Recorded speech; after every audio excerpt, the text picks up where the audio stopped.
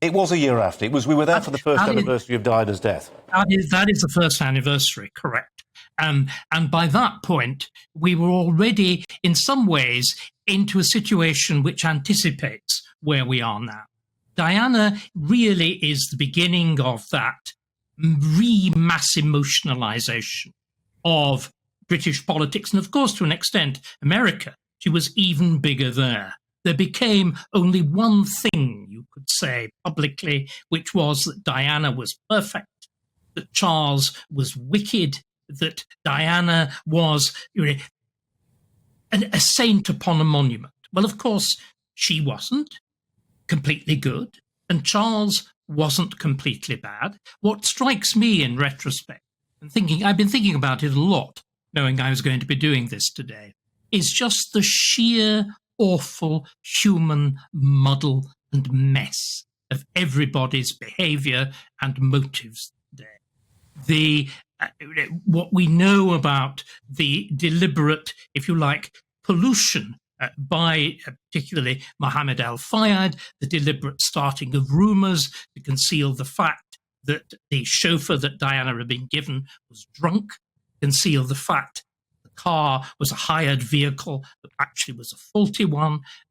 Every single thing. And our mixture of motives too, as I said, our desire, or the desire of a significant part of the public, really to turn Diana into a saint. It was medieval.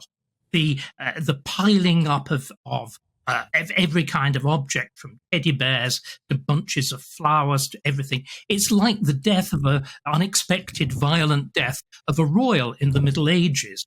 Henry VI murdered, Richard II murdered. They become sort of impromptu saints, and you get these tidal waves of mass emotion, which, of course, are profoundly dangerous. We forget the fact that there were two motherless boys. We forget the fact that there was a husband, widowed in the most hideously public circumstances. We forget of the extraordinary doubleness of memory. The fact, I think, there had been, even though Charles uses that extraordinary phrase, whatever love means, there had been love. And at the same time, there'd been the bitterness, Diana's bitterness. Again, we've all been talking about the Bashir interview. Poor William has to pretend that Diana was trapped in saying those things. She wasn't. She wanted to say it.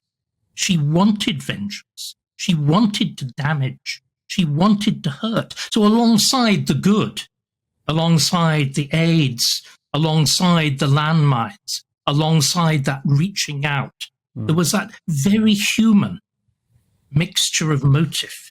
And of course, it's the job of us, the historian, looking back, to try to recover that doubleness, that mixture, that confusion.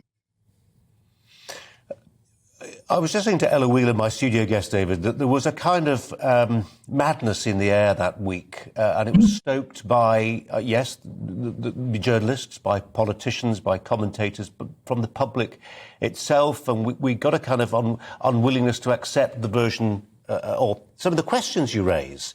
You know, Private Eye was taken off the newsstands for having an insufficiently respectful front cover. This is a satirical magazine. I'm mindful we've not got as much time as we'd like. I just want to skip this on if we can. If she was, what kind of person would Diana be now were she still alive? It's an impossible question to answer, obviously, but I reflect on this, David. For that first anniversary that we talked about a moment ago, I went to Paris. Fayed's people got us into the flat just off the Champs-Élysées where they were heading. Dodi and Diana, they were heading there on the night of the crash. I'm not going to go into details, they're personal. But the flat was a Playboy flat. It was, I'll say no more than this, it was a little bit grubby, David. And I just wonder what kind of life she died in her prime. What kind of person would she be now? What would we be looking at now? I am now going to commit the sin against the Holy Ghost. She would have been, wouldn't she, all-purpose Eurotrack. I mean, that was the fate if she'd gone ahead. I suspect her good taste, which finally she had, would have pulled her back. But if you look at the tawdriness of that circle round. And again, it's so painful, Colin, to say this. Whatever one may think of Al-Fayed, he lost his son, right? You know, the person whose flat you're describing as grubby.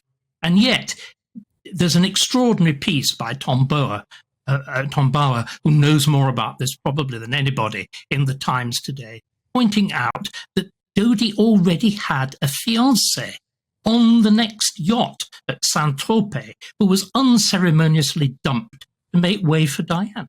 So, you know, in one sense, Diana was deliberately being entrapped in a man who hated the British establishment because Al-Fayed, because it felt it had excluded him, saw, or thought he saw, that she could be a kind of bulldozer to force his way, not simply into British society, but, for heaven's sake, into the royal family, with a son who was the father-in-law of the heir, the ultimate heirs to the throne. So this, again, this extraordinary confusion of motive. But look at the punishment that that man had for his ambition. If Shakespeare were writing it, he couldn't have done better. The universal misery that's inflicted on everybody. It is, in some ways, it is tawdry. You use the right word, but in other ways, it is a genuine tragedy. Yeah. And I think by focusing simply on in many ways, the absurdities of the popular reaction, that wonderful phrase of the great historian Lord Macaulay that you and I have talked about before, nothing as ridiculous as the British public in one of its fits of morality. Well, that was a supreme fit that they were going through. It is ridiculous, but it has the most terrible consequences. And it wrapped what people up. Look at those two boys at the funeral. Look again, frankly, at a man for whom I have the highest respect, at Charles Earl Spencer. Look at the absurd speech that he gave. We, her blood family, shall shield. You know, forgetting, of course, the profound ambiguities of his own relationship with his sister. You see what I mean? Everybody, in a sense, behaved badly. Everybody was found out.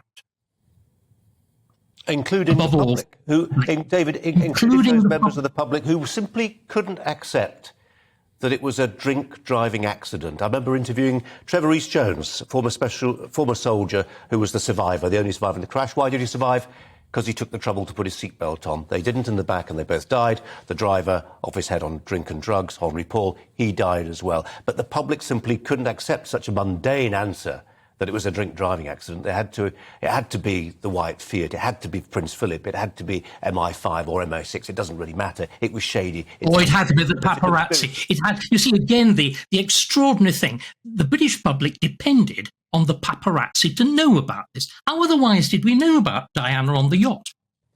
But of course, the moment the crash happens, the wickedness of the paparazzi, the disgraceful behaviour of the press, which the British public have been lapping up in every single detail. You see what I mean? It is this, we're all caught out. We're all found out.